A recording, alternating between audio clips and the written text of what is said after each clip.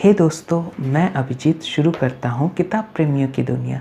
दोस्तों, आज मैं इस किताब हड़प्पा के बारे में चर्चा करना चाहता हूँ, जिसके लेखक है विनीत वाजपेयी।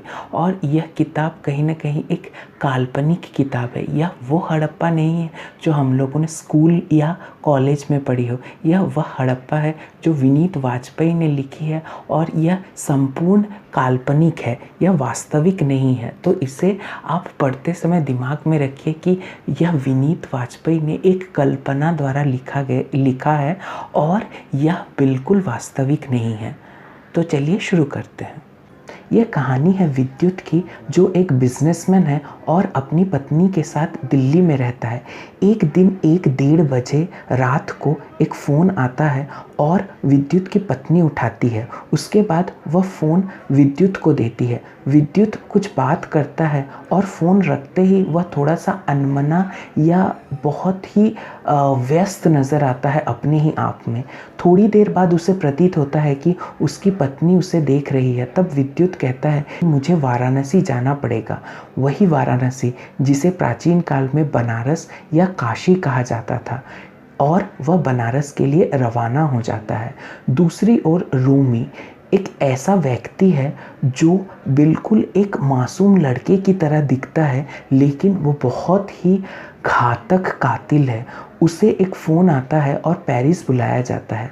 पेरिस का एक संगठन उसे कहता है कि उसे विद्युत नाम के एक व्यक्ति को मारना पड़ेगा। इसके बाद विद्युत पहुंचता है बनारस, और सबसे पहले वह देव राक्षस मठ में जाता है। यह वही मठ है जहां पर उसके पूर्वज तथा उसके दादाजी रहते हैं। देव राक्षस मठ बहुत ही रहस्यमयी मठ की तरह दिखता है और बहुत ही प्राचीन मठ है। वह अपने दादाजी से मिलता है। उसके दादाजी के अंदर बहुत सारे रहस्य या राज छुपे हैं, और उसके दादाजी अब मृत्यु शैया पर सोए हुए हैं। वह विद्युत को बहुत सारे राज बताना चाहते हैं।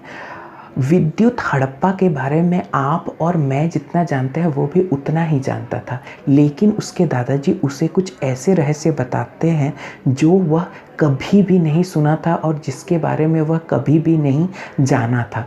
तो धीरे धीरे ये हड़प्पा की कहानी शुरू होती है, और यही कहानी मेन है या मुख्य है इस पुस्तक की। इसीलिए मैं कहानी को बताकर मज़ा किरकिरा बिल्कुल नहीं करना चाहता।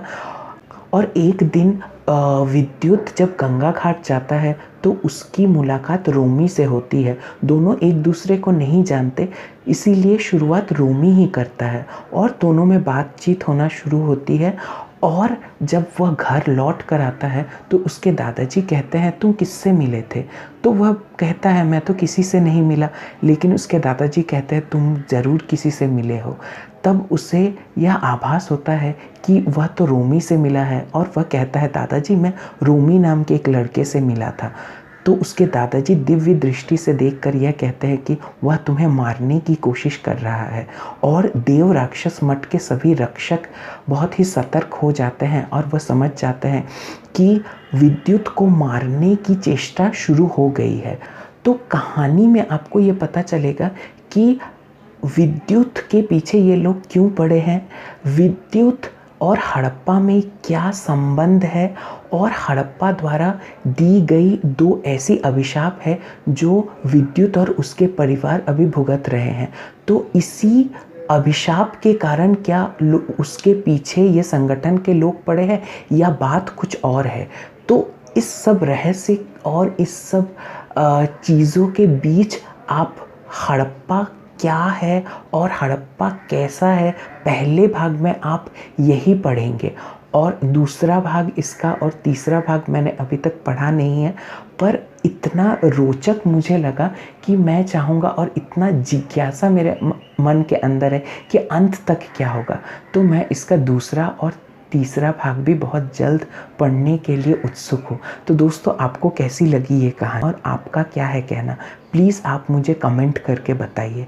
तब तक के लिए टाटा, फिर मिलेंगे एक अगले वीडियो में। बाय।